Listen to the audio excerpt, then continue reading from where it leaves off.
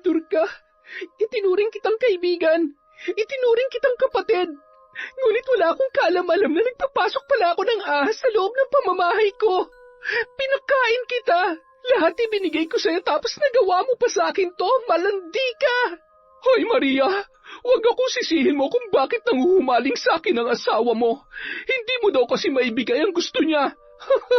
Hindi ko kasalanan na sa tuwing malungkot ang asawa mo, sa akin siya tatakbo at magsusumbong. Isa pa matapang ka lang naman sa telepono eh. Wala ka namang binatbat kapag harap-harapan na. Ah, ganun ba? Maghintay ka lang, higad ka. Ipapakita ko sa iyo kung ano talagang ibig sabihin ng matapang na sinasabi mo. Hintayin mo ako kasi pag nakita kita, dila mo lang ang walang latay. Hindi mo magugustuhan ang gagawin ko sa'yo. Ilalantad ko sa mga tao ang mabaho mong pagkatao. Magsaya ka dahil yan na ang huli mong magiging tawa kapag nakita kita. Pagsisisihan mong hinamon mo ko dahil babaluktutin ko yan dila mo at ipapalunok ko sa'yo. Tandaan mo yan. Taon 1,080. Noong mga panahong yun, hindi pa masyadong maunlad ang ibang bahagi ng nasabing lugar, at isa na ang aming bayan na medyo bulubundukin at sagana pa sa mga punong kahoy. Makakakita lamang kami ng maraming tao kapag nagawi kami sa pinakasentro ng Leyte. Sa panahon ding yun, isa na ang Leyte sa may mga magagandang pasyalan at hindi nagbabago ang ugali ng mga tao. Malakas pa rin ang kanilang pananampalataya sa Panginoon. Anila, ang ugat ng nabigong pag-ibig ay kataksilan. Sa makabagong panahon ngayon, palaging sinasabi na kapag may problema kayo ng partner mo ay pag-usapan yung dalawa. Hindi yung ikukwento mo sa iba at hihingi ka ng payo. May ibang kasabihan na daig ng malandi ang maganda, na minsan pinapatunayan talaga ng ibang tao. At yun ang tampok ng ating kwento. Ang kwento ng pag-ibig ni Maria na siyang pangunahing tauhan sa istorya. Mabait na babae si Maria. Siya ay hindi marunong magalit. Lumaki sa mga madre dahil maagang naulila. Noong siya ay umabot na sa tamang edad, nagpasya siyang lumabas sa totoong mundo para magtrabaho. Pinayagan naman siya ng mga madre at nagtrabaho siya sa isang pabrika. Doon niya nakilala si Ramil. Kumusta? Bago ka lang dito? Ay, naku po, Diyos ko. Sorry, nagulat yata kita. Ayos lang. Oo, kakasimula ko lang. Talaga? Kaya pala ngayon lang kita nakita eh. Kaya mo ba magtrabaho dito? Kasi para kang galing sa simbahan kung kumilos. Grabe ka naman sa akin. Sanay naman ako sa trabaho. Mas mabigat pa nga ang trabaho ko sa simbahan kesa dito eh. Ha? Talaga? Sa simbahan ka nga talaga nakatira? Ay, dyan ka na nga. Ang kulit mo eh. Teka, ako nga pala si Ramil. Ikaw, anong pangalan mo? Hay nako, nabubulol ka na. Sige, mauna na ako. Umalis si Maria na hindi man lang sinabi kay Ramil ang kanyang pangalan. Naging abala sila sa kani-kanilang mga gawain. Hindi naman nahirapan si Maria sa kanyang trabaho sapagkat madali naman siyang matuto. Madali lang kasi niyang naunawaan ang mga gagawin kaya madali na lamang sa kanya ang lahat. Nang tanghalian na ay nagpasya si Maria na kumain sa isang karinderya sa labas ng pabrika. Sa panahong yon, kahit tanghaliang tapat ay hindi masakit ang sikat ng araw. Ibang-iba na sa panahon ngayon. Pagdating niya sa karinderya ay agad siyang pumili ng ulam at nang maka-order na ay naghanap siya ng upuan. May isang bakanteng upuan sa tabi ng isang binatang tahimik lang na nakaupo. Nagpalinga-linga pa siya, ngunit yun na lamang ang libreng upuan. Dahil gutom na ay lumapit siya sa pwesto kung nasaan ang binata. Bahagya pa yung nagulat sa kanyang pagdating. Ha? Ay, pasensya ka na. Nagulat pa kita. May kasama ka ba? Wala akong kasama. Sige, maupo ka lang dyan. Salamat ha. Tahimik lang na kumakain si Maria habang pasipat-sipat ang kanyang tingin kay Felmar na tila ba napakalayo ng tanaw. Palihim naman niyang sinundan ang tingin ng binata, ngunit hindi niya mawari kung saan ba talaga yon nakatingin. Nasa ganoon siyang tagpo nang magsalita ang binata. Hindi mo kayang abutin ang tingin ko. Wala itong destinasyon. Ano ka ba? Nagulat naman ako sa'yo. Mamamatay ako nang wala sa oras eh. Huwag ka mag-alala, malabo pa mangyari yon. Marami ka pang pagdadaanan na pagsubok. Manghuhula ka ba? Ang bata-bata mo pa para ka na matandang magsalita. Baka nga mas matanda pa ako sa'yo. Diyan ka na. Napaka-weirdo naman ng taong yon. Mas matanda pa daw siya sa akin eh. Ang tingin ko sa kanya, 15 anyos lang. Makakain na nga. Pagbalik ni Maria sa kanyang trabaho, wala siya sa sariling naglalakad nang may tumawag sa kanya, na kahit hindi niya lingunin ay kilalang-kilala niya kung sino ang nagmamay-ari ng boses na yun. Hi, sister! Nakapagtanghalian ka na ba? Pare, siya ba yung kinukwento mo sa akin na bago nating katrabaho? Aba, oo nga no. Maganda nga. Tumahimik ka nga dyan. Sigurado magkakagulo kapag narinig ka ni Christine. Mauna ka na nga dun. Gusto ko pang masolo si... Iniwanang katuloy. Ayos, Jasper ah. Tuwan-tuwa ka. Ay, sorry bro. Kasi naman. Bahala ka na nga sa buhay mo. Ay, nako. Samantala, si Maria naman natatawang naglalakad pabalik sa kanyang trabaho. May pagkakataon pa na nililingon niya ang kanyang mga bagong kakilala habang ang mga yon ay papalayo na. Napapailing na lamang siyang sinusuot ang kanyang ID at inilagay ang gamit sa kanyang locker. Hello? Hi. Ay, pasensya ka na. Ako nga pala si Christine. Siya naman si Ana. Ngumiti lang si Ana at kumaway kay Maria. Bahagya lang din siyang napayuko sa dalawa at ngumiti. Bago ka ba dito? Ngayon lang kasi kita nakita. Oo. Ngayon lang ako nagsimula. Maria nga palang pangalan ko. Kinagagalak kita makilala, Maria. Naku, mauna na kami, ha? Baka malate na kami. Halika na, Ana. Hinatid na lamang ng tingin ni Maria ang papalayong sina Ana at Christine. Napangiti na lamang siya dahil may bago na naman siyang mga kakilala. Naging abala muli si Maria sa admin department. Siya ang na-assign doon kaya abala siya sa paperworks. Hindi niya na namalayan ang oras nang mapansing uwian na pala. Nagpaalam naman sa kanya ang kanyang mga kasamahan, nangiti lamang ang kanyang naitugon. Paglabas ng dalaga sa gusali ay biglang bumuhos ang ulan.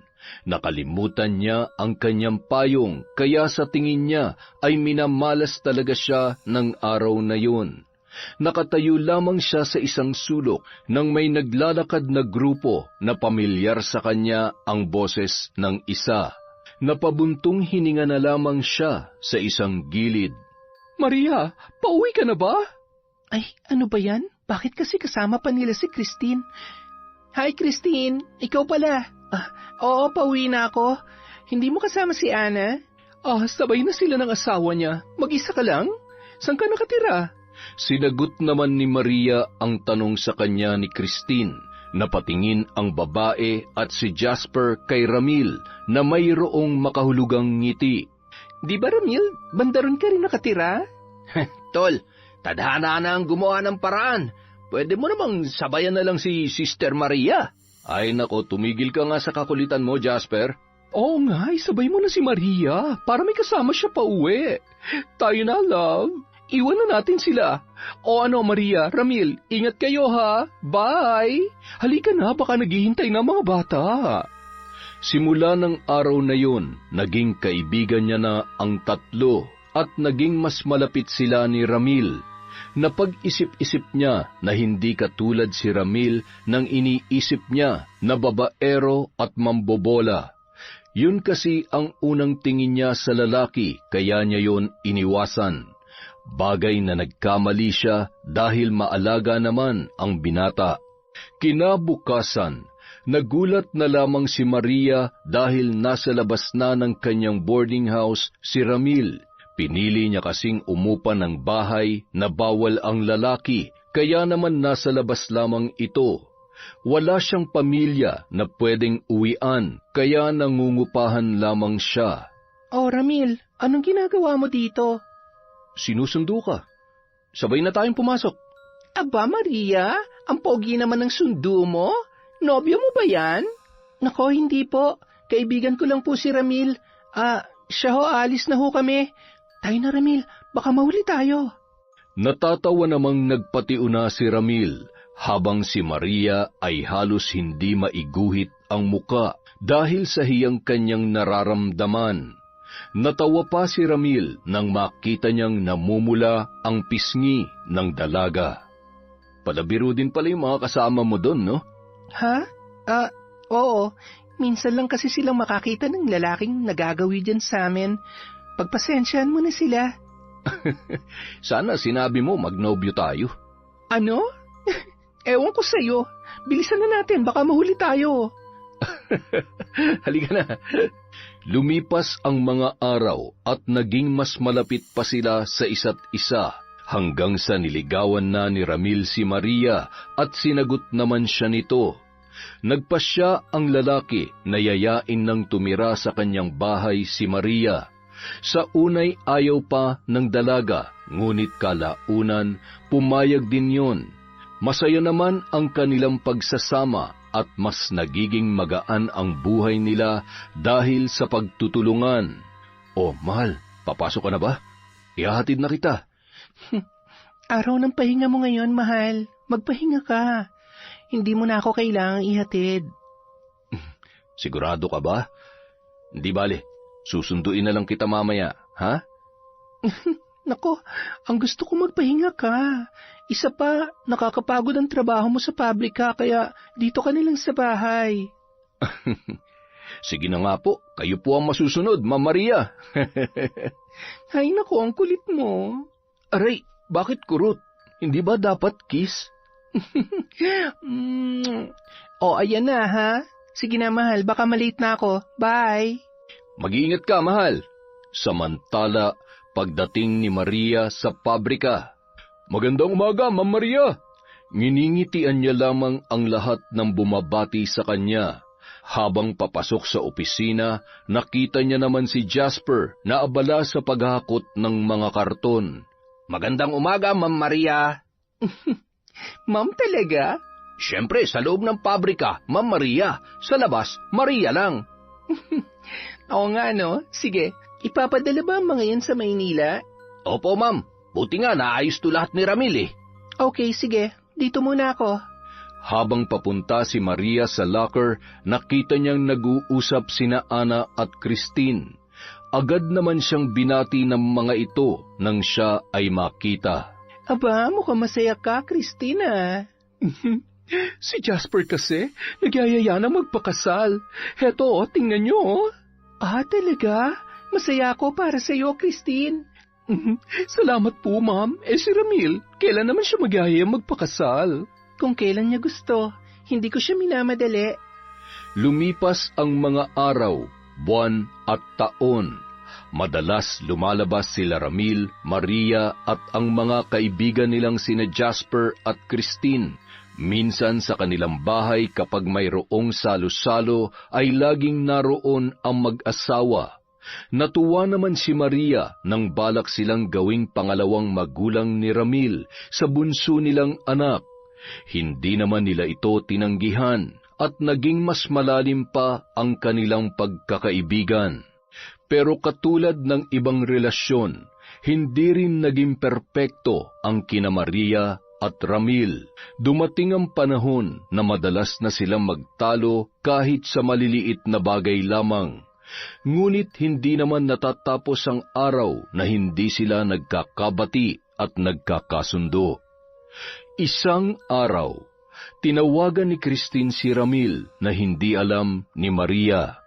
Balak nitong makipagkita dahil nais niyang magbahagi ng problema kay Jasper dahil alam niyang magkaibigan ang dalawa. Sinabi yon ni Ramil kay Maria at inaya siya nito, ngunit may pasok ang dalaga at hindi siya pwedeng mag-absent. Dahil kaibigan naman nila ang mag-asawa, sinabi niyang puntahan niya yon para mayroong makausap. Samantala, nang magkita ang dalawa, Christine, ano ba kasing pinag-awayan niyo? Ang tagal-tagal niyo na, ngunit bakit ngayon pa kayo nagpasya maghiwalay? Masyado kasing seloso si Jasper. Naiinis na ako sa kanya.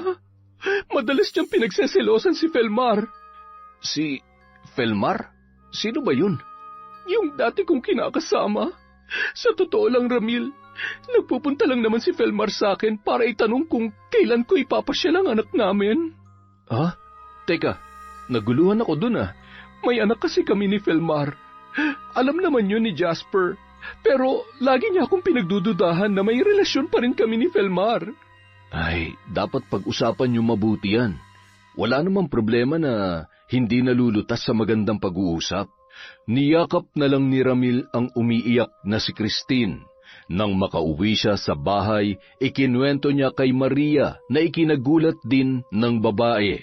Sumapit pa ang mga araw na palaging nagsusumbong si Christine kay Ramil. May mga pagkakataon na tinatago na ni Ramil kay Maria ang kanilang pagkikita dahil ang rason ni Christine ay baka iba ang maging interpretasyon ng kanyang kaibigan. Madalas silang nag-uusap sa telepono na hinahayaan lamang ni Maria. Isang araw nag-away ang magkasintahan. Ito ang matinding away na nangyari sa kanila. Nais ni Ramil na sila'y magkaanak na, ngunit hindi pa handa si Maria na ibigay ang sarili dahil nais niyang makasal muna sila. Ngunit hindi kayang unawain ni Ramil ang bagay na yon. 4 na taon na siyang nagtitiis at iniintindi ang babae, ngunit tila ba nakakaramdam na siya ng pagod. Tinawagan niya si Christine para siya naman ang magbahagi ng kanyang pinagdaraanan. Gusto ko lang naman na magkaanak na kami. Ang tagal ko na nagtitiis na wala nangyayari sa amin. Pero bakit hindi niya ako kayang pagbigyan? Baka naman hindi pa handa si Maria. Unawain mo na lamang siya. Kailan pa siya magiging handa? Kapag makunat na siya? Alam mo, Tin, hindi ko alam kung magsisisi ba ako na siya ang naging kasama ko sa buhay. Pahingi pa nga ng beer. Tama na yan, Mil. Lasing ka na. Kaya ko pa. Hayaan mo lang ako, Tin. Alam mo, minsan nga naiinggit ako kay Jasper. Kasi naibibigay mong pangangailangan niya. Samantalang ako, tuyot na sa sobrang makaluma ng nobya ko. Mahal ka ba talaga ng girlfriend mo? Para yun lang hindi niya maibigay? Ay, ramdam ko naman na mahal niya ako. Ang problema ko nga lang talaga, hindi niya maibigay yung pangangailangan ko. Akin na nga yan, Mil. Pag nalasing ka, hindi kita kayang buhatin. Inagaw ni Christine ang alak at nagtama ang kanilang paningin. Napayakap din siya kay Ramil. Langhap na langhap niya ang amoy ng alak sa hininga nito na nagdulot ng kakaiba sa kanyang kaibuturan. Balak niyang kumawala, ngunit pinigilan siya ng lalaki at ginawaran ng halik sa labi na nauwi sa pagtataksil. Umaga na nang makauwi si Ramil. Laking gulat niya nang maabutan si Maria na nakaupo sa sofa ng kanilang bahay. Dahan-dahan siyang pumasok, ngunit hindi siya pinapansin ng nobya na nagdudulot sa kanya ng kaba. Tumawag si Jasper. Hinahanap si Christine. Hindi daw kasi nakauwi kagabi. Ha? Bakit akong tinatanong mo? Hindi naman kami magkasama. Wala naman akong sinabi magkasama kayo ah. Mahal, nag-aalala ko sa mga kaibigan natin dahil mukhang ang laki ng problema nila. Ay, ba't ka nga pala inumaga? Saan ka ba nanggaling? Kila nanay. Tumawag ako, hindi ka raw nagagawi doon. Sabihin mo, saan ka nanggaling? Okay, nagliwaliw ako sa parke. Nag-inom ako mag-isa. Tapos doon ako nakatulog. Ganun ba? Kawawa ka naman. Sigurado ako gutom ka na. Halika mahal, may niluto akong sabaw para sa'yo. Humigop ka't may pasok pa tayo. Nagtaka si Ramil sa inaasal ng kanyang kasintahan. Ang inaasahan niya ay magwawala ito at siya ay sasampalin. Ngunit kabaliktaran lahat ang kinikilos nito sa kanyang iniisip. Matapos nilang kumain ay naligo na siya. Paglabas niya ay tapos nang magbihis si Maria at nag-aayos na ng sarili.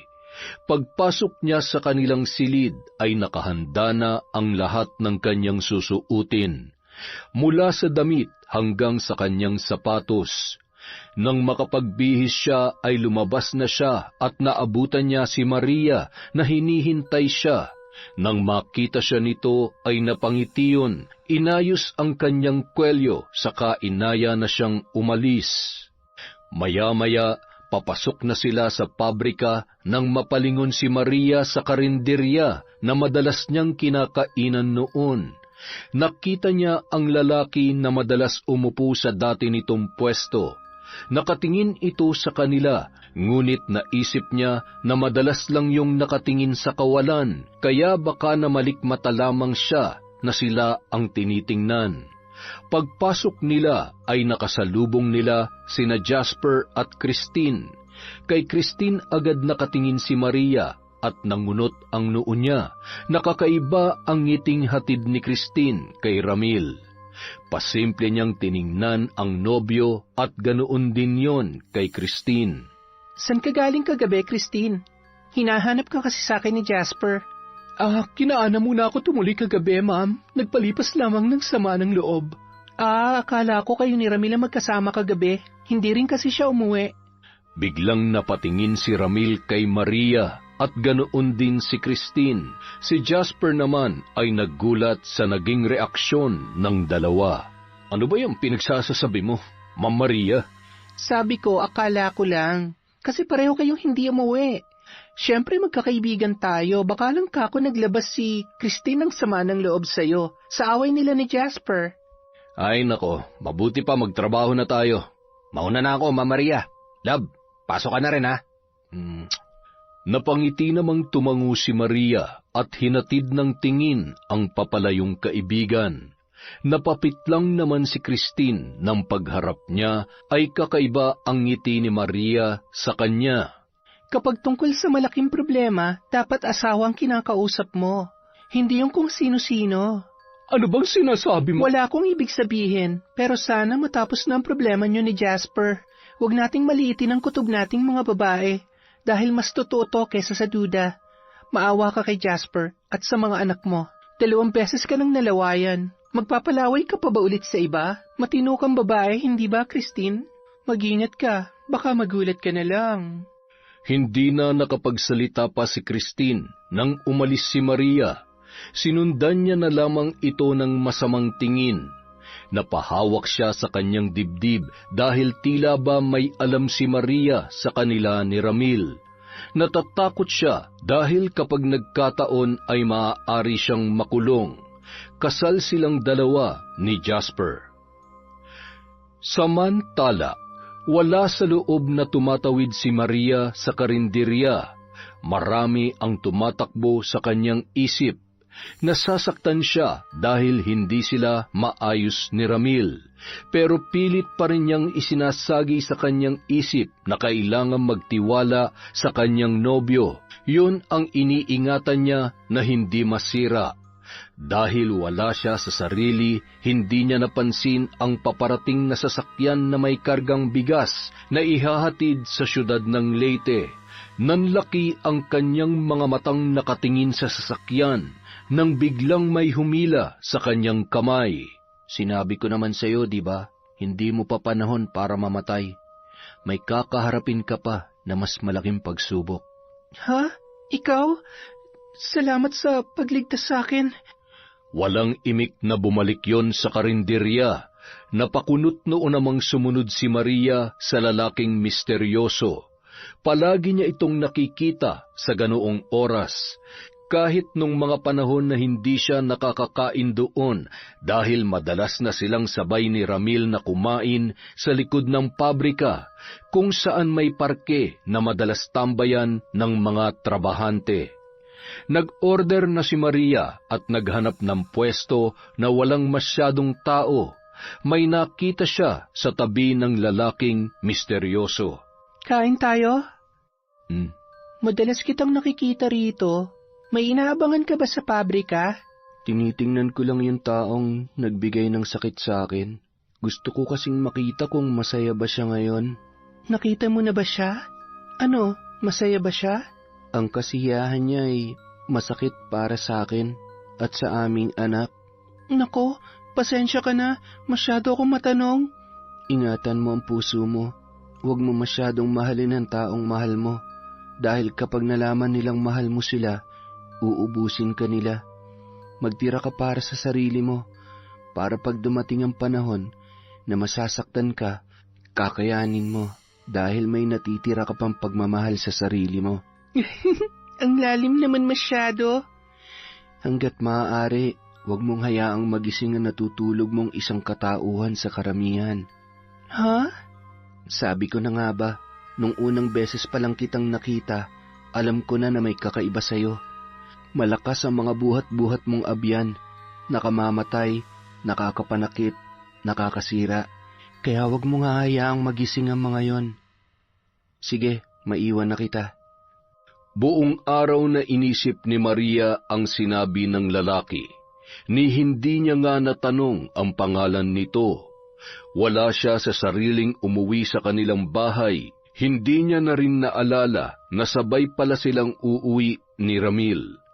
Tila ba lalagnatin siya sa sinabi ng lalaki sa kanya. Ano ba ang kanyang ibig sabihin? Ano ang natutulog na ikalawa niyang katauhan? Pagdating sa bahay, wala sa sarili niyang ibinagsak ang kanyang katawan sa kanilang sofa. Tila ba wala siyang ganang kumilos nung mga oras na yun. Naghalo-halo na ang kanyang nararamdaman. Hindi niya na rin alam kung sino ang kanyang uunahin. Muli na naman niyang naisip ang sinabi ni Jasper nang tumawag ito sa kanya nung araw na hindi nakauwi sina Ramil at Christine. Ani Jasper, nararamdaman niyang may namamagitan sa dalawa at magkasama sila ng gabing yon. Nasa ganoon siyang tagpo nang bigla na lamang bumukas ang pinto ng padabog. Hindi naman siya nagulat dahil pakiramdam niya ay namamanhid ang buo niyang katawan. Bumulaga ang mukha ng galit na si Ramil, ngunit wala man lang siyang naramdamang takot o pangamba. Ang tanging nararamdaman niya lang ay ang pamamanhid. Mag-usap nga tayo, Maria. Ano bang pinagsasasabi mo kay Christine? Ha? Kay Christine? Bakit? Ano bang sinabi niya? Tinawag mo raw siyang anay, higad at haliparot. Ngayon ko lang nalaman na magaling palang gumawa ng kwento si Christine. Ramil, hindi ako ganun maglarawan ng kapwa ko babae. Akalain mo yon na ilarawan niya ang sarili niya? Maria! Wala akong sinabing ganon. Ay... Kahit iharap mo siya sa akin at tanungin mo, wala akong sinasabing ganon. Mamatay man siya ngayon kung nasaan siya. Ramil, hindi ako makapaniwalang ganyan ka. Magagalit ka sa akin dahil naniwala kang sinabi ko sa kanya yon? Nasasaktan ka ba? Ha, Ramil? Nasasaktan ka para sa kanya? Hindi naman sa ganun. Baka lang kasi kung anong isipin ni Pues, nag-iisip na si Jasper ng ganon. Nag-iisip na siya sa'yo na inaahas mong asawa niya. Iniisip na ng matalik mong kaibigan na traidor ka. Bakit ba pinapasa mo sa ibang galit mo, Maria? Problema natin tong dalawa. Pakiulit mo nga ang sinabi mo, Ramil. Ano yon? Problema nating dalawa? Yun na nga, Ramil. Problema nating dalawa na dapat tayong dalawa nag-aayos. Bakit? Inayos ba natin? Di ba hindi naman? Dahil sa iba ka tumatakbo. Alam mo, Maria, nahihibang ka na. Puro ka duda at selos. Ramil, alam mo na hindi ako paladudang tao at hindi rin ako selosa. Alam mo yan. Ang pagmamahal pwede pa yung mabigyan ng isa pang pagkakataon. Pero kapag tiwala na ang nasira, mahirap nang ayusin yan.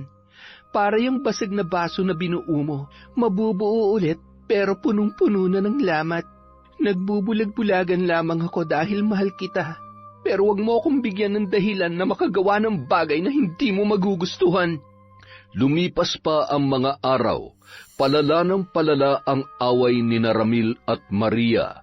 Ganoon din sina Jasper at Christine. Lingid sa kaalaman ng dalawa, lihim na nagkikita sina Christine at Ramil at paulit-ulit din na may nangyayari sa kanila.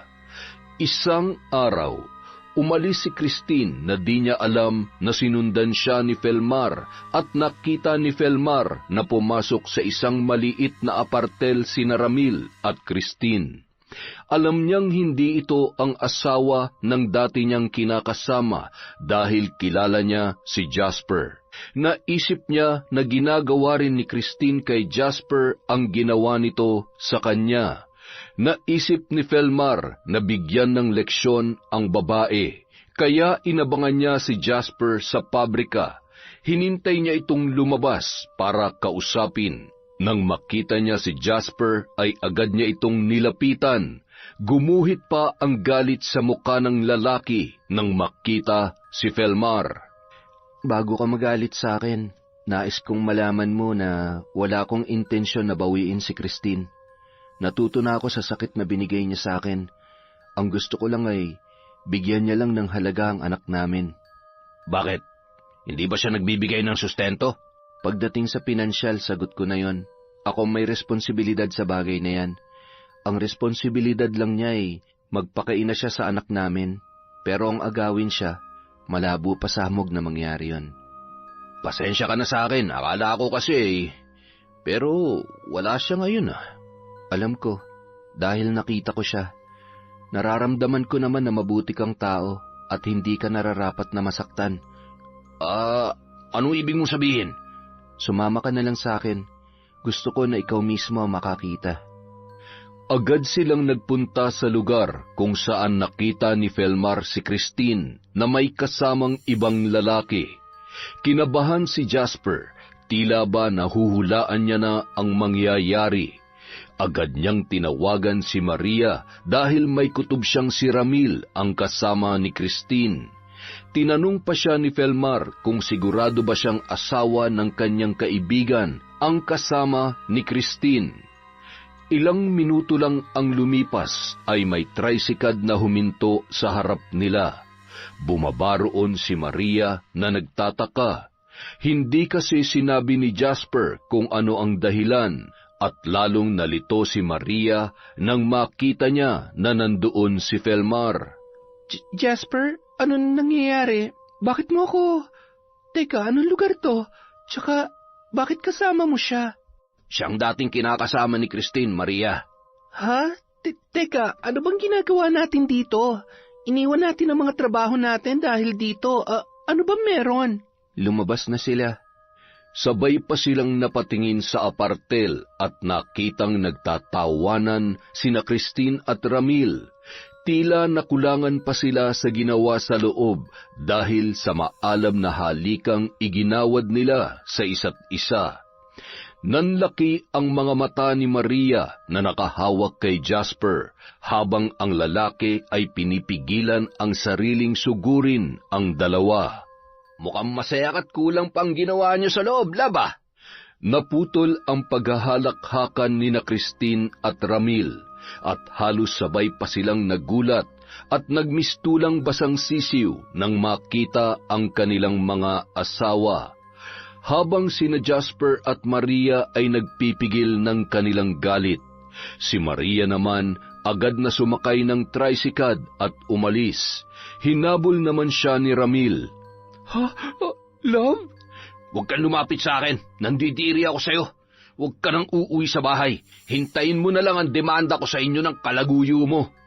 Love, Jasper, patawarin mo ako. Lumayo ka. Nandidiri ako sa'yo. Jasper, pakiusap patawarin mo ako. Jasper! Yang sakit na nararamdaman mo, kulang pa yan. Maling tao ang sinaktan ninyo. Hindi siya makapapayag na hindi makapaghiganti. Wika ni Felmar, sabay umalis. Naiwan si Christine na umiiyak. Nasa ganoon siyang tagpo nang mag-ring ang kanyang cellphone. Nang sagutin niya ito ay galit na boses agad ni Maria ang kanyang narinig. Traidor ka! Itinuring kitang kaibigan! Itinuring kitang kapatid! Ngunit wala akong kaalam-alam na nagpapasok pala ako ng ahas sa loob ng pamamahay ko. Pinakain kita. Isinubo ko na sa iyo ang lahat pero hanggang braso ko pa ang kinain mo. Malandi ka! Hoy Maria, huwag akong sisihin mo kung bakit nanguhumaling sa akin ang asawa mo. Hindi mo daw kasi maibigay ang gusto niya. Hindi ko kasalanan na sa tuwing malungkot ang asawa mo, sa akin siya tatakbo at magsusumbong. Isa pa matapang ka lang naman sa telepono eh. Wala ka namang binatbat kapag harap-harapan na. Ah, ganun ba? Maghintay ka, higad ka. Ipapakita ko sa iyo kung ano talagang ibig sabihin ng matapang na sinasabi mo. Hintayin mo ko, kasi kapag nakita kita, dila mo lang ang walang latay sa akin. Hindi mo magugustuhan ang gagawin ko sa iyo dahil ilalantad ko sa mga tao ang mabaho mong pagkatao. Magsaya ka dahil yan na ang huli mo magiging tawa kapag nakita kita. Hindi mo gugustuhin na hinamon mo ako dahil babaluktutin kayong dila mo at ipapalunok ko sa iyo. Tandaan mo yan, higad. Mas matanda ka sa akin pero napakalandi mo. Huwag mo akong takutin dahil hindi ako natatakot sa iyo. Kaya ka pinagpapalit ng asawa mo kasi manang ka na. Kasalanan mo yan. Hindi baling manang, Christine. Hindi baling mamatay akong birhen kesa nabubuhay akong nilalawayan ng kahit na sino. Ito ang tandaan mo. Hindi kita hahayaang maging masaya. Kukunin ko ang anong meron ka. Lahat ng mahalaga sa iyo isasama ko sa hukay. Kaya titigan mo na mabuti mga anak mo. Dahil isa-isa ko silang kukunin sa'yo. Maghintay ka lang. Humanda ka. Magsasalita pa sana si Christine, ngunit pinatay na ni Maria ang kabilang linya. Dali-dali siyang pumara ng tricycad at nagmamadaling umuwi. Naisip niya ang sinabi ni Maria, kailangan din niyang tumungo sa pulis para sa pagbabanta ng dalaga. Samantala, hindi umuwi si Maria sa kanilang bahay. Nagtungo siya sa isang gubat. Hindi niya alam kung paano niya ito natunton.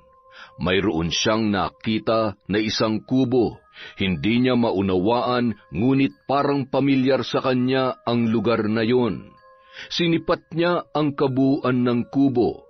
Parang may ala-ala sa isip niya ang sumagi at may pakiramdam siyang may koneksyon yon sa kanya. Pumasok siya sa loob at diretso sa silid na parabang pamilyar na pamilyar para sa kanya. May isang kahon siyang kinuha at binuksan. Makikita sa loob ang mga kagamitan sa pambabarang. Natagpuan na lamang ni Maria na inaayos niya na ang mga yun, nilagay sa saktong lalagyan, kinuha ang isang bungo at ipinatong sa ginawa niyang altar, at ang huli ay isang manika na may nakakatakot na muka. Kinuha niya ito at itinaas, saka nag-usal ng isang panalangin na hindi niya alam kung saan niya natutunan o saan nanggaling. Tila ba nakikita ni Maria ang kanyang sarili na nakaluhod at nag-uusal ng dasal na hindi niya maintindihan. Itim na kapangyarihan, humayok at bigyan ng karamdaman ng taong nanakit sa akin. Iparanas mo sa kanila ang sakit at hirap na dinanas ko. Iparanas mo sa kanila ang pighati at iparinig mo ang aking pagtatangis. Sumasampalataya sa iyo ang aking kaluluwa. Ipagkaloob mo sa akin ang iyong kapangyarihang sila ay maparusahan. Ano ba itong ginagawa ko? Bakit ako naririto? Anong lugar ito? Hindi ko mapigilan ang aking sarili. Ano nangyayari sa akin? At biglang umihip ang maalinsangang hangin habang si Maria ay nananatiling nananalangin. Unti-unti, lumalakas ang kanyang bulong hanggang sa parang isinisigaw niya na ang kanyang orasyon. Nang umihip ulit ang malakas na hangin, sinabayan yun ng kidlat at kulog at nabitawan ni Maria ang manika at tila nagbalik siya sa kanyang ulirat. Napaupo siya at sinipat ng tingin ang kabuuan ng kubo. Napasigaw na lamang siya nang makita ang napakapangit na manika. Nagawa mo, Maria. Wala ka bang naaalala kung sino ka at kung saan ka nagmula bago ka napunta sa simbahan? Anong ginagawa ko dito? Hindi ba't ikaw yung dating kinakasama ni Christine? Bakit ka nandito? Tadhana na makita kita, Maria. Matagal na kitang sinusubaybayan hanggang sa nakilala ko si Christine. Hindi ko akalain na ang nanakit sa akin ay siya ring mananakit sa'yo. Ha? Hindi ko maintindihan. Ginamit mo ba ako? Hindi, Maria. Yan ang kapangyarihan na minana mo sa iyong angkan. Ang lahing pinagmulan mo ay mga mangkukulam at mambabarang. May kapangyarihan kang makapanakit ng mga taong mananakit sa'yo. Hindi. Ayaw kong manakit ng kahit na sino man. Ngunit nagawa mo na, Maria. Naipadala mo na ang itim na usok at ang mga nanakit sa'yo ay tiyak na mapaparusahan. Ha? Hindi maaari. Hindi. Hindi mo matatakasan ang tadhana mo. Maaari mong subukan pero hindi mo mapipigilan ang nakatakda. Ano bang sinasabi mo? Sino ka ba talaga? Ako ang naatasang gabay mo, Maria, dahil ikaw ang pinakahuling mambabarang sa inyong lahi. May kapangyarihan kang gawin ng gusto mo, parusahan ang mga taong nanakit sa'yo. Dala ng sobrang takot, nanlaki ang mga mata ni Maria. Natigilan siya nang maalala ang nangyari sa apartel, kung paano siya niloko ni Ramil at Christine. Napahawak siya sa kanyang dibdib at kumirot ang kanyang puso. Muling bumugso ang galit na kanyang nararamdaman kanina at dahil doon muli siyang napahagulgol. Magbabayad sila. Ipaparamdam ko sa kanila ang lahat ng sakit na nadama ko. Christine, humanda ka. Magbabayad ka sa iyong kataksilan. Samantala, wala dito si Maria. Ano ba nangyari? Yung asawa mo pinagbantaan ako. May mangyayari daw na masama sa mga anak ko. Kasalanan nyo namang dalawa kung bakit nasabi yun ni Maria. Tumahimik ka nga dyan. Mister, kailangan namin makausap ang nobya mo. Ang pagbabantay isang seryosong krimen. Anong krimen ang sinasabi ninyo? Nagulat na lamang ang lahat nang marinig ang boses ni Maria. Sabay-sabay silang napalingon sa may pinto at nakita ang babaeng nakatayo doon. Kalmado lamang ito na nilapag ang kanyang bag at pumasok sa silid para magbihis. Paglabas ni Maria ay nakaayos na ang kanyang buhok at nag-init pa ng tubig. Hindi mo man lang pinagkape ang mga bisita natin. Sandali lang, ha? Hindi namin kailangan ng kape. Otak kriminal. Huminahon ka. Umupo ka muna dyan. Magkakape tayo. Bahagya silang natahimik. Maging ang pulis ay hindi na rin nakapagsalita. Narinig lang nila mula sa kusina ang tunog ng kutsara na hinahalo ang baso ng kape. Halos nagulat pa sila sa paglabas ni Maria. Isa-isang inilapag nito ang mga tasa ng kape sa kanilang harapan. Sige, buti pa pag-usapan na natin. Ano ba ang krimen na nagawa ko? Pinagbantaan mo ko na papatayin mo mga anak ko. Tama na nga, Christine. Ma'am, huwag niyo pong idamay ang mga anak ko. Parang awa niyo na ho. Wala naman silang kasalanan dito. Miss Maria, totoo po bang pinagbantaan niyo si Ma'am Christine? Sasampahan kita ng kaso. Hindi ba't kami dapat ni Jasper ang gagawa niyan, Christine? Totoo bang may pakialam ka sa mga anak mo? Mukhang wala naman. Nung may ginagawa kayo ng asawa ko at nagpapakasaya sa apartel, naisip mo ba ang mga anak mo? Ha? Naisip mo ba sila? Mamang pulis, kung may dapat ireklamo dito, walang iba kundi ang babaeng yan na kalaguyo ng asawa ko. Sa tingin niyo ang babaeng nakikipag... Hindi bali na. Ang ganong klase ng mga babae ay walang pakialam sa mga anak yan. Dahil kung meron, hindi na yan maglalandi. Hindi ba, Christine? Tara na, Christine. Ipinapahiya mo lang ang sarili mo. Sir, pasensya na po sa abala. Kami na po mag-aayos nito.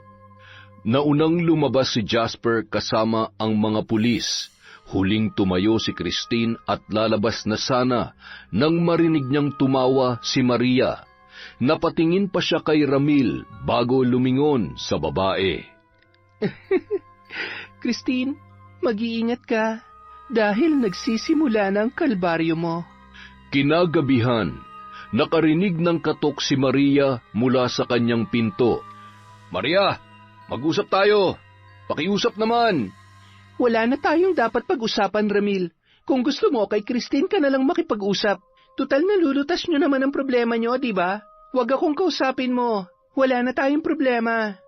Maria, pakiusap. Huwag naman ganito. Oo, alam ko nagkamali ako. Pero hindi ko naman sinasadya yun. Hindi sinasadya? Kaya pala kahit nasa labas na kayo ay ipinapakita nyo pang nakakadiri nyong ginagawa. Hindi naman tayo kasal kaya ayos lang. Pero kay Jasper na matalik mong kaibigan, malaki ang kasalanan mo. Pagbabayaran mo yon, siguradong pagdurusahan mo. Maria, wag mong idamay ang mga anak nila. Wala silang kasalanan. Sila magbabayad sa kasalanan ng kanilang ina.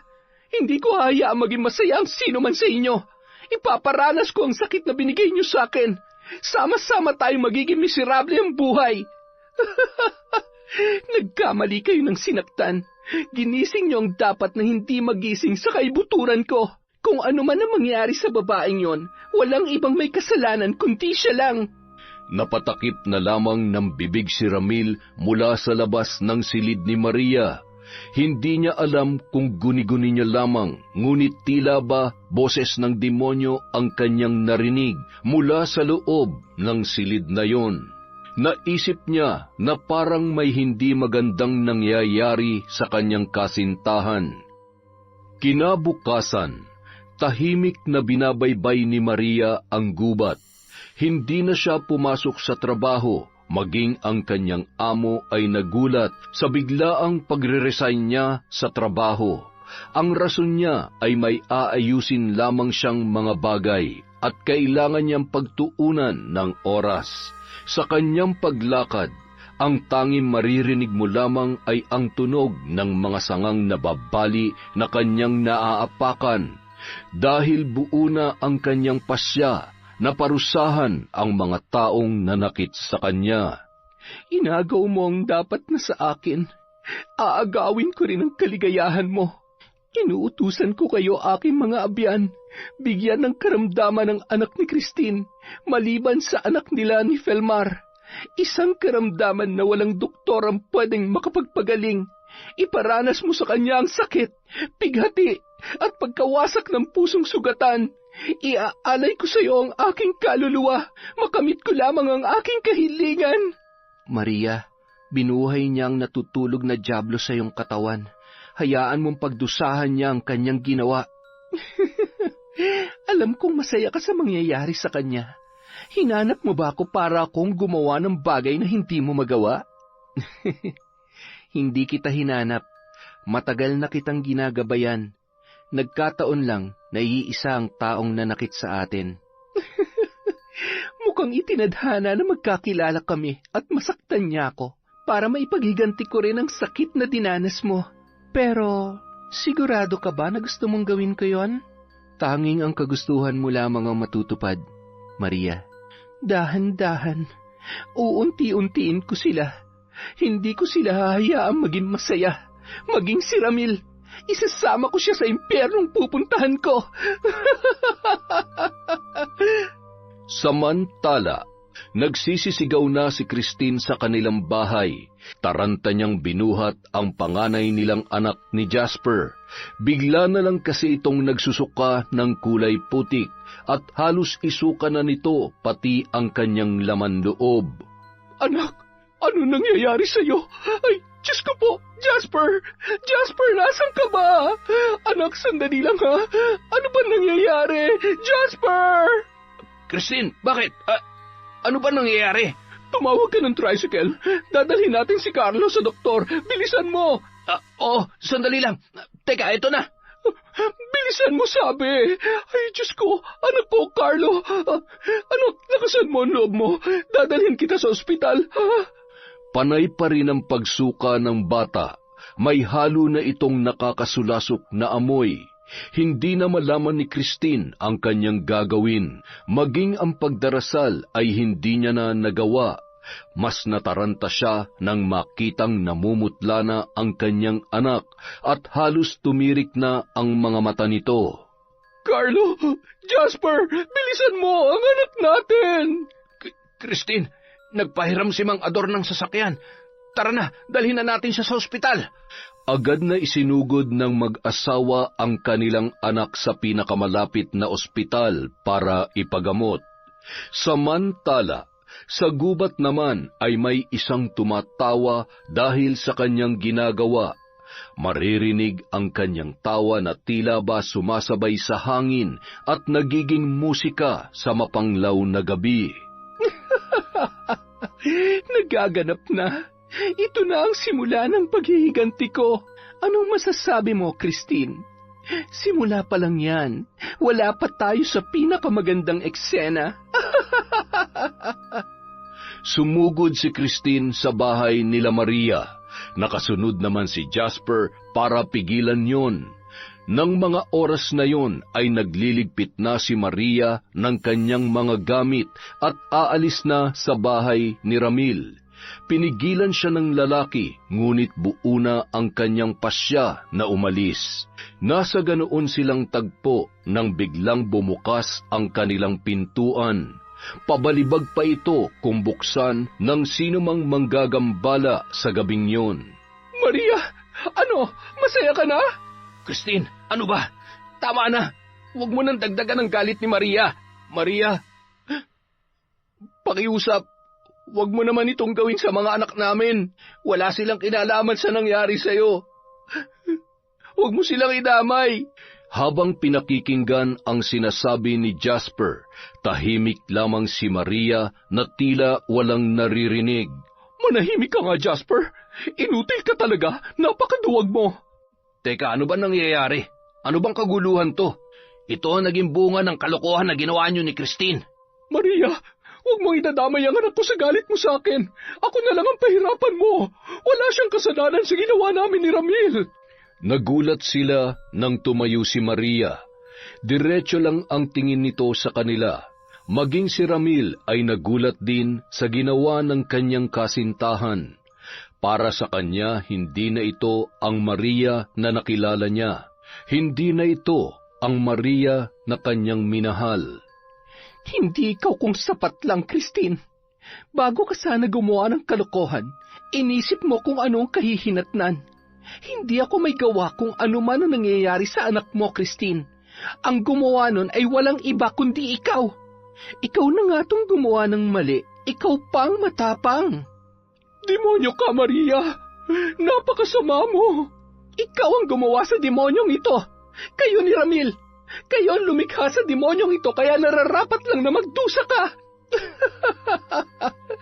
Tsaka, ano nga palang ginagawa mo dito? Dapat binabantayan mo ang anak mo. Baka kasi hindi mo na siya maabutang buhay. Nanlaki ang mga mata ni na Christine at Jasper, at ganoon din si Ramil. Para ng demonyo kung tumawa si Maria. Naalala niya yung gabi na nag-usap silang dalawa, na nakarinig siya ng boses na tila sa demonyo. Napasigaw si Christine nang tumawag ang nurse na nagsusuka umano ng mga uod ang kanyang anak at nagkaroon ng bukol ang balat nito na tila may gustong lumabas. Maria, kapag may nangyari sa anak ko, papatayin kita. Paano mo magagawa yon kung susunod ka na rin naman? Hindi ka nga humihingi ng tawad, ni hindi mo pinagsisisihan ang ginawa mo. Pero Maria, bakit ang anak kong pinahihirapan mo? May kasalanan din naman ng nobyo mo ah. Ikaw Ramil, hindi ba't dapat kasama ka sa nangyayaring ito? Bakit hindi na lang kayong dalawa? Bitiwan mo nga ako. Ikaw naman ang punot dulo ng lahat ng ito eh. Kung hindi ka sana panay selos, hindi mangyayari to. Hindi ba't inagaw mo rin lang naman si Christine sa dati niyang karelasyon? Huwag mo nga akong sisihin. Ikaw ang may kasalanan dito. Natigilan lamang sila nang muling sumigaw si Christine. Napatakbo na rin si Jasper nang marinig na nag-aagaw buhay na ang kanilang anak. Nanlaki ang mga mata ni Ramil sa kanyang narinig na balita. Napalingon pa siya kay Maria na nagpakawala ng nakakatakot na ngiti.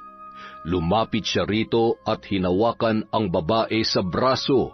Hinila palabas ng bahay. Sinubukang magpumiglas ni Maria, ngunit malakas ang kanyang nobyo. Nagulat ang babae nang makababa sila ng tricycad ay nasa harapan na sila ng simbahan. Ito ang simbahan kung saan lumaki si Maria. Pagsisisihan mong ginawa mo, Maria. Kasalanan sa Diyos ang ginawa mo sa bata. Bitiwan mo ako. Hindi ba't ikaw ang dapat humingi ng tawad sa Diyos mo? Dahil sa kasalanan ginawa mo sa akin. Wala ka na magagawa, Ramil. Ang batang yun ang magiging kabayaran sa lahat ng sakit na binigay niyo sa akin. Kayo ni Christine, minahal kita ng todo, pero anong ginawa mo? Isa lang naman ang hinihintay kong banggitin mo sa akin, Ramil, para maibigay ko ang gusto mo. Kasal! Kasal lang ang hinihintay ko. Pero dun din naman ang punta natin. Nag-iipon lang ako. Teka, bakit dito mo ako dinala? Alam mo na dyan ako lumaki? May panata ako sa Diyos. Dapat ikakasal muna ako bago ko ipagkaloob ang sarili ko. Yan ang panata ko. Wala ka na magagawa, Ramil. Tinuruan niyo akong maging masama, ni hindi nga kayo humingi ng tawad sa akin. Kayo ni Christine ang lumikha sa akin, sa demonyong nabubuhay sa loob ko. Pagdurusahan niya ang paghihiganti ko. Hindi ko kayo mapapatawad, kahit ano pa ang gawin niyo. Aalis na sana si Maria, ngunit pinigilan siya ni Ramil. Pinipilit siyang ipasok nito sa loob ng simbahan. Pakiramdam ng dalaga ay masusunog siya. Para siyang mapapaso nang mapahawak siya sa pinto. Nasa ganoon silang tagpo nang may humawak kay Ramil. Paglingon ng lalaki ay isang suntok ang natanggap niya mula sa bagong dating. Natumba si Ramil at humandusay sa lupa. Pagtingin niya kay Maria ay nakangiti ito ng nakakatakot at ang isang lalaki na tahimik lamang na nakatayo. Umalis silang dalawa at pakiramdam ni Ramil ay mawawalan na siya ng malay. Samantala, nagbalik sina Maria at Felmar sa kubo sa gubat. Diyos ng kadiliman, ipalasap mo sa mga taong nanakit sa akin ang aking paghihiganti. Magsusuko ang pangalawang anak ni Christine habang nag-aagaw buhay ang isa. Nais kong maranasan niya ang sakit na nararamdaman ko. Triple mong ibabalik sa kanya ang lahat. Sa pagsapit ng 6:00, igagawad ko ang barang sa ikalawa niyang anak. Nais kong masaktan ang babaeng sumira ng buhay ko ng triple sa nararamdaman ko. Muli na namang umihip ang malakas na hangin, senyales na sinagot na ng tinatawag niyang Diyos ang kanyang hinaing. Nakataas sa ere ang isang bungo na ginagamit niya sa pagpaparusa sa pamilya ni Christine. Tahimik namang nakatayo si Felmar na hinihintay matapos si Maria sa kanyang orasyon. Masaya ka ba? Bakit ang mga bata ang pinagbabayad mo ng kanilang kasalanan? Dahil mas masakit yon, at yon ang gusto kong maramdaman nila. Bakit? Naaawa ka na ba? Sa mga bata, oo. May anak din kasi ako. Pero sa nanay, hindi. Bakit hindi na lang yung nanay at si Ramil ang pahirapan mo? Bakit hindi mo ako pinigilan nung una pa lang? Hindi ba't sabi mo, pwede kong gawin sa kanila ang lahat ng gusto kong gawin? Nakalimutan mo na ba? Hindi, pero hindi kasalanan ng mga anak ang ginawa ng kanilang magulang. Wala ka pa kasing anak, Maria. Pagdating ng panahon, mauunawaan mo rin yan. Hindi nakaimik si Maria sa sinabi ni Felmar. Nanatili lang siyang nakatayo habang nililipad ng hangin ang kanyang balabal. Samantala, sina Christine ay panay ang iyak dahil ang bunsong anak niya naman ang nagsusuka, samantalang ang panganay ay masama pa rin ang pakiramdam. Ilang saglit pa, nilapitan sila ng isang nurse at sinabi sa kanila na sa albularyo nila dalhin ang mga bata, sapagkat may mga karamdaman na hindi kayang gamutin ng doktor at tanging albularyo lamang ang makakagawa ng paraan. Paalis na sana sila nang makitang papasok si Ramil. Agad na sinunggaban ni Jasper ang kaibigan at pinagsusuntok. Nagkagulo ang mga nasa loob ng ospital nang magpang-abot ang dalawa. Panay naman ang pigil sa kanila ni Christine at ng iba pang naroroon. Kasalanan yung dalawa to. Ang mga anak ko nagdurusa dahil sa katarantaduhan ninyo. Bakit kasi hindi na lang kayong pinarusahan ni Maria? Alam mo, tinuring kitang kaibigan. Pero anong ginawa mo? Akala nyo ba tapos na ako sa inyong dalawa? Sa oras na may mangyari sa mga anak ko, sa rehas kayo pupulutin. Natigilan lamang sila nang inawat na sila ng nurse at lumapit pa ang isa at sinabing dalhin na nila sa albularyo ang mga bata. Dahil hindi na ito kakayanin ng ospital, normal ang resulta sa mga test na ginawa sa dalawang bata. May kilala akong albularyo.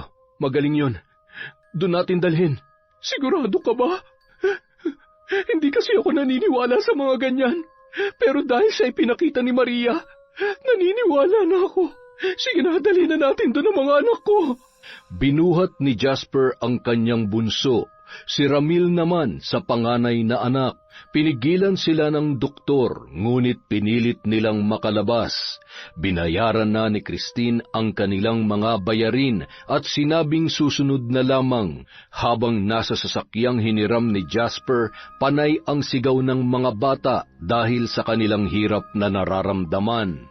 Si Ramil na ang nagmaneho dahil alam niyang hindi kaya ni Jasper. Samantala, sa kubo sa gitna ng gubat, Mukhang mapapalaban ako Sa tingin ko nga, sigurado ka bang lalabanan mo ang albularyo? Hindi ko sila uurungan. Hindi ako titigil hanggat hindi nila napagbabayaran ang kasalanang ginawa nila sa akin. Diyos ng kadiliman, ito ang aking alay, 2 kaluluwa para maipaghiganti ko ang aking pighati. Sa kabilugan ng buwan, magsusuka sila ng maliliit na uod. Ipakita mo yun sa kanilang ina at sa lalaking kalaguyo niya. kasabay noon ay ang napakalakas na kulog at kidlat, kasabay ng pagtawa ni Maria na animoy sinasapian ng demonyo. Si Felmar naman ay tahimik lamang na nakatingin sa kanya. Matagal niya nang ginagabayan si Maria, sapagkat siya ang naatasan ng kanilang angkan para gawin yon. Sinunog ang kanilang bayan kung nasaan ang kubo na kinaroroonan nila ngayon. Ito ang bayan ng mga mangkukulam na pinatay ng taong bayan, at kasama roon ang buong pamilya ni Maria. Dinggin mo ang aking kahilingan. Parusahan ng sino mang hahadlang. Walang sino mang albularyo o makakagamot sa bunga ng kasalanang walang kapatawaran. Samantala, sa bahay ng naturang albularyo, Pakiusap, Mang Tado. Pagalingin mo po ang anak ko. Ikaw, Ramil, pagkatapos ng lahat ng ito, humanda ka sa akin. saad ni Jasper habang karga ang anak na sumisigaw dahil sa mga sugat sa kanyang balat, habang ang bunso naman ay panay ang suka ng kulay itim na parang putik. Napasigaw naman si Christine nang makitang may kasama na itong uod, maging si Jasper ay halos wala na sa katinuan dahil sa kanyang nasasaksihan. Binabarang ang mga anak ninyo ng isang galit na puso. May nagawan ba kayo ng kasalanan? Ako po wala, pero 2 yan meron. Subukan ninyo manghingi ng tawad sa taong yon. Baka sakaling mapatawad kayo. Naririnig ko ang kanyang panaghoy. Hindi naman masama ang taong ito. Ngunit dahil sa galit, Minsan nakakagawa tayo ng bagay na makakasakit sa iba. Mukhang matindi ang kasalanan na nagawa niyo sa kanya. Hindi ako hihingi ng tawad. Siya naman ang may... Naririnig mo ba sinasabi mo? Anong klase kang ina? Magmamatigas ka pa sa kabila ng mga nangyayari? Ha? Ayan, tingnan mo mga anak mo. Tingnan mo. Dahil sa kasalanan mo, ninyong dalawa, sila nagdurusa. Christine, nanay ka pa ba? Kung ako sigurong papipiliin, mas gusto ko na lang mapangasawa si Maria na mangkukulam dahil baka mas mabuti pa siyang babae. Bakit? Gusto mo ba siya? Gusto mo ako ipagpalit sa kanya? Nahihibang ka na talaga. Kapag may nangyari sa anak mo, kung sakaling may mangyayari sa anak mo, sinasabi ko sa iyo, pupuntahan ko si Maria at magpapaturo ako ng pangkukulam. Ako ang kukulam sa inyong dalawa. Tama na. Wala nang kwenta yung pinag-uusapan ninyo. Wala kang karapatang sumabat. Hindi makakatulong ang ginagawa nyo. Christine, mas mabuti pang humingi na lang tayo ng tawad kay Maria kung yun lang ang tanging paraan. Pag-isipan niyo yung mabuti. Gagawan ko muna ng paraan para umayos sandali ang pakiramdam ng mga bata. Natigilan sila nang sumuka na naman si Carlo. Panay ang wika nito na hindi niya nakaya at para umanong sinusundo na siya ng Panginoon. Nanlaki ang mga mata ni Jasper habang sinasabi na lumaban sila at sila ay gagaling. Malakas ang mambabarang. Hindi siya papayag na tayo'y magtagumpay. At hindi rin siya nag-iisa. Marami ang tumutulong sa kanya. Mga kaluluwa ng kanyang kalahi. Sige na, huwag na kayong mag-aksaya ng panahon. Sa gubat sa dulo ng bayang ito, naroroon ang mambabarang kasama ang kanyang gabay. At ikaw, babae, kilalang kilala mo ang gabay na yon. Si Felmar, walang duda yon. Tara na, Christine, puntahan na natin si Maria. Sumama ka, Jasper. Kami na ang bahala sa mga anak ninyo. Bakit naman po ako sasama? Wala naman po akong kasalanan kay Maria. Alam ko, masyadong mahina ang iyong pananampalataya at puno ka rin ng galit. Kailangan mo rin magpatawad. At para hindi rin makontra ng iyong mahinang pananampalataya ang aming panggagamot. Umalis ang tatlo at naiwan ang mga bata sa pangangalaga ni Mang Tado at ng kanyang asawa na isa ring manggagamot. Sa daan patungo sa gubat, panay ang away ni na Crispin at Jasper. Si Ramil naman na nauuna sa kanila ay naririndi na sa pag-aaway ng dalawa. Baka kayo talagang tinadhana na mangkukulam na yon. Bagay naman kayo, pareho kayong seloso't selosa.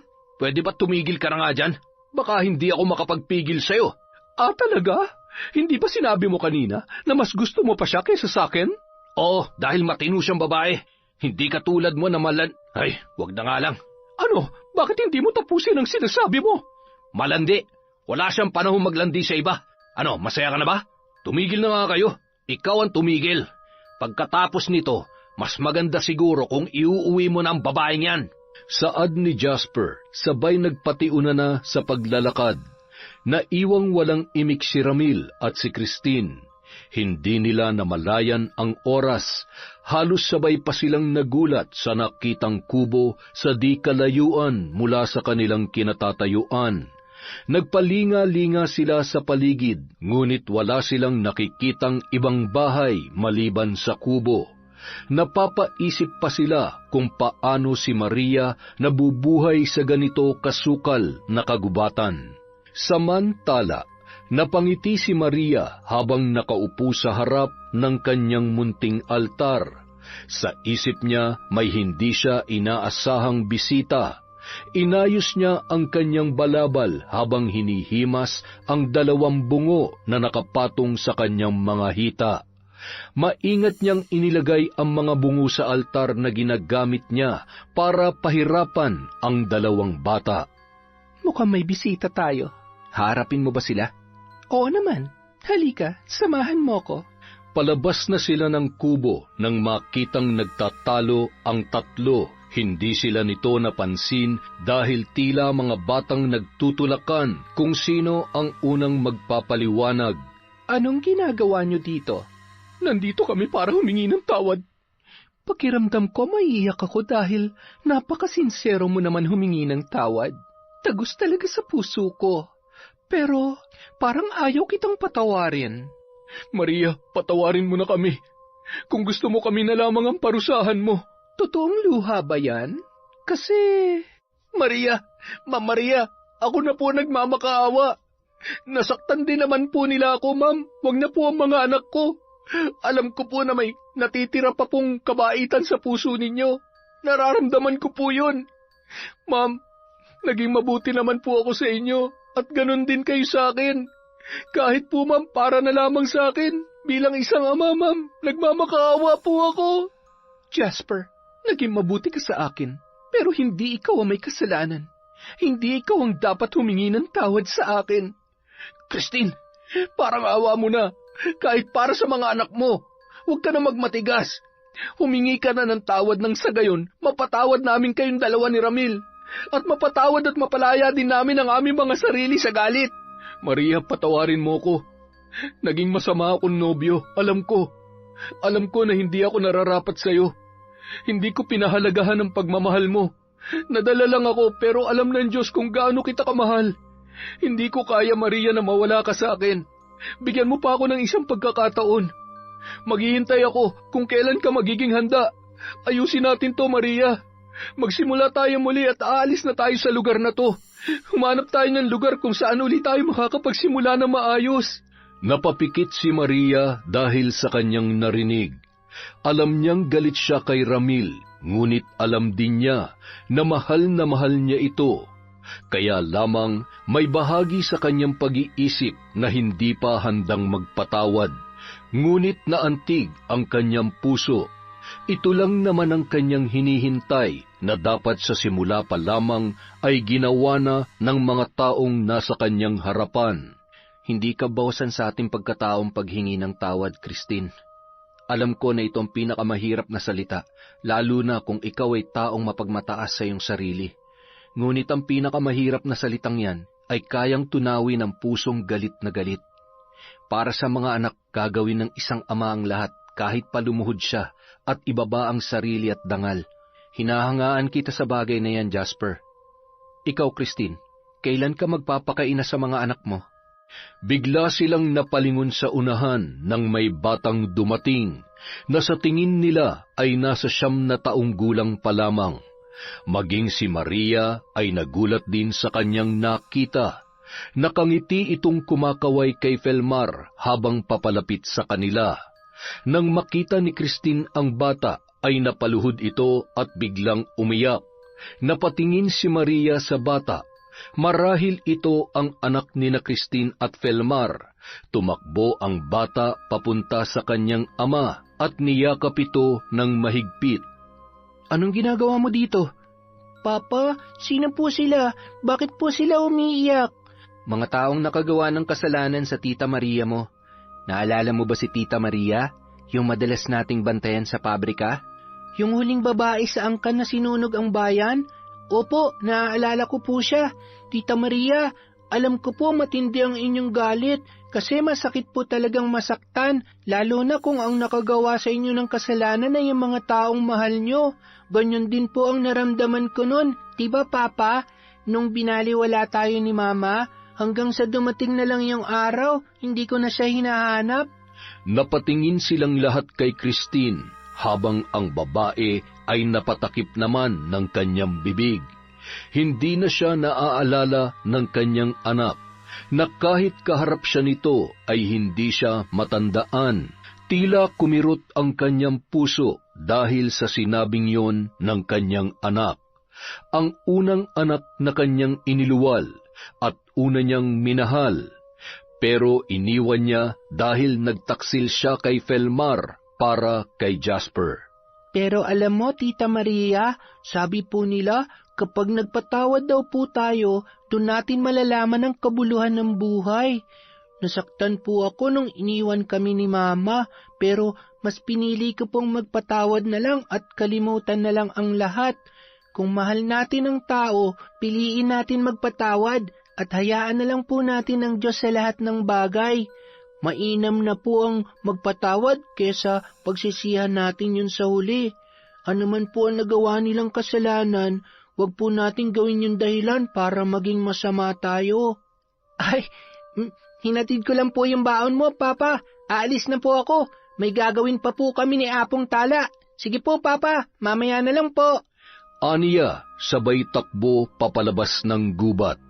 Maririnig ang pag-iyak ni Christine na akala mo'y hinihiwa ng 1,000 itak ang kanyang puso. Napalingon si Jasper at si Maria sa kanya nang siya ay simulang magsalita.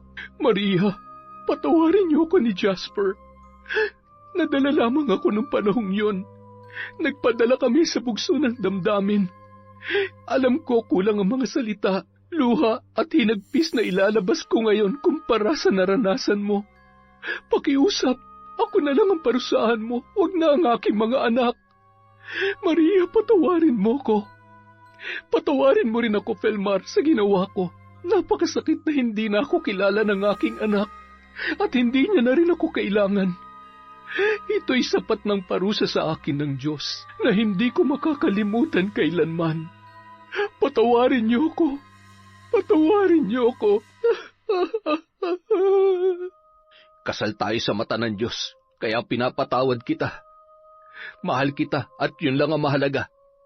Nagmamakaawa kami sa iyo, Maria. Pagalingin mo ng mga anak namin. Pakiusap, patawarin mo kami. Pinapalaya ko ng aking sarili sa galit, Christine. Pinapatawad na rin kita. Bukas ang aming tahanan para muli kang makilala ng anak natin.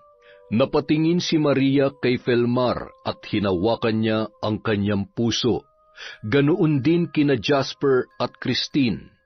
Muli niyang hinawakan ang kanyang dibdib, napawi ang galit at hinagpis at nakaramdam siya ng pagpapatawad. Pumasok siya sa silid ng kubo at nagdasal. Muling umihip ang malakas na hangin, kasabay ang pagdagundong ng kulog. Ilang minuto din sa loob si Maria. Inalis niya na ang lahat ng kanyang itinanim habang umuusal ng hindi maintindihang panalangin. Maya-maya ay lumabas na siya sa loob ng kubo. Umuwi na kayo. Magaling na sila. Maraming salamat, Ma'am Maria. Halika na, Christine. Salamat, Maria. Ramil, hayaan na lang natin ang panahon para sa ating dalawa. Kung talagang tayo ang para sa isa't isa. Hayaan mo munang maghilom ang sugat sa puso ko. Pinapatawad na kita, pero hindi pa kita kayang bigyan ng pagkakataon. Kahit saan man ako makarating, kung tayo ang para sa isa't isa, darating ka. Pero sa ngayon, hayaan mo na lang muna ako. Nauunawaan ko. Maghihintay ako, Maria. Sana'y mapatawad mo rin ako. Aniya, sabay umalis nang walang lingon-lingon. Hinatid na lamang siya ng tanaw ni na Maria at Felmar habang papalayo sa kubo. Kung mahal mo, mahalin mo. Kung mahal ka, saan ka man magpunta, hahanapin ka niya. Alam ko, at maghihintay ako hanggang sa mahanap niya akong muli. Alam ko na darating ka, Ramil. Hindi man kita hintayin, alam kong tayong dalawa ang nakatakda. Kapag dumating ang araw na handa ka na, alam mo kung saan ako matatagpuan. Yun! Napakaganda na naman po ng kwento natin. And again, pasensya na po ulit. Sobrang busy lang talaga ngayon. Pero sa susunod, sinisiguro ko na meron ulit tayong shout-out. Maraming salamat po sa pakikinig sa Kwentong Enteng.